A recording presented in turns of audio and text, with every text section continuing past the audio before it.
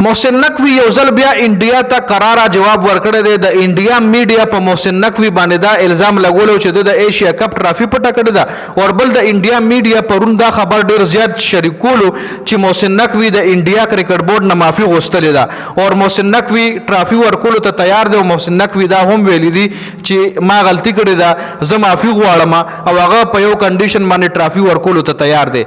مطلب وایي محسن نقوی معافي غوښتې ده. نو محسن نقوی ورته قراره جواب ورکړی، ټولې دنیا ته خولې ده چې معافي ما د انډیا نه ده غوښتلې.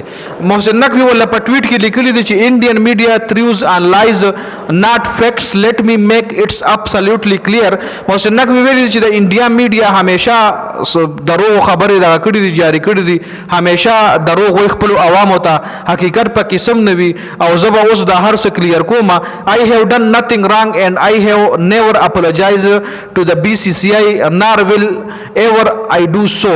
ما وای نه د بي سي سي نه معافي غوښته ده او نه به او غواړم، ځکه ما څه غلط نه دی کړی، ما غلط کار نه دی کړی. غلط کار کړی دی هغه انډیا کرکټ بورډ کړی دی چې زما د لاس د ټرافي نه اغشته، چونکه زه د ACC مشر ما، زما خو خاله چې زه ټرافي د چا په لاس ورکوم، د ټرافي نشته، زما د لاس په دې وجه نشته چې زه د پاکستان سره تعلق لرم، د په کرکټ کې سیاست انوالو کو. ما غلط سن لیکړي کدی کړي دی غلط کړي، ټرافي دی نه دشتلی، ټرافي به امزه ورکوم، زه د ACC مشر ما، زه به خپل لاس ورکوم. نو کو اوس هم د ټرافي غواړي زما دفتر ته دراشي، زه به په خپل دفتر کې ټرافي ورکم. د انډیا کپتان د زما دفتر ته راشي، زه به ټرافي ورکم. خامخ کې په دې ټویټ کې محسن نقوی لیکلي دي د فیبریکیټډ ریومرز از نثینګ بٹ چیپ پروپاګاندا. دا چې دا کم ریومرز، دا کم دروغ پیلاوي، نو دا نور څه نه دي بلکې یو چیپ پروپاګاندا ده. ایمډ اونلی اٹ misleading their own people. دا مقصد صرف دا چې د خپل عوام مسلیډ کوي. Unfortunately India continues to drag politics into cricket.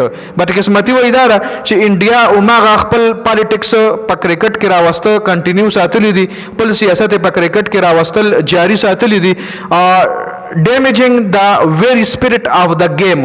انډیا چې کوم دی د کرکټ د لوبې جذبه چې کومه ده، د سپورټسمنشپ جذبه چې کومه ده، هغه ډیمیج کوي. ایز ACC پریزیډنټ، لکه زه د ACC پریزیډنټ ما، ایز ACC پریزیډنټ I was ready to hand over the trophy that very day and I am still ready now. زه په هغه وخت هم تیار وم چې زه انډیا د ټرافي په خپل لاس ورکم ایز ACC چیرمن.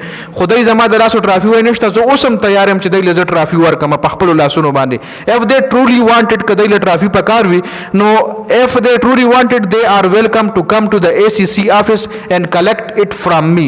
کدی اوس هم ټرافي په حقیقت کې غواړي، نو زه د ویلکم کوم، زما دفتر ته راشي، زه به د ټرافي په خپل لاسونو باندې هند ورکم. نو محسن نقوی د انډیا میډیا ته او د انډیا عوامو ته قراره جواب ورکړی دی چې د انډیا میډیا همیشه عوامو ته دروغ او پروپاګاندا د پاکستان خلاف ویلي دي، او عوامو په هم عمل کړی دی، عوامو په هم مطلب یقین کړی دی. دا په دې ویډیو کې اپډیټ شو. د دې حواله سره د تاسو سره دا کمنټ لازمي وکړئ.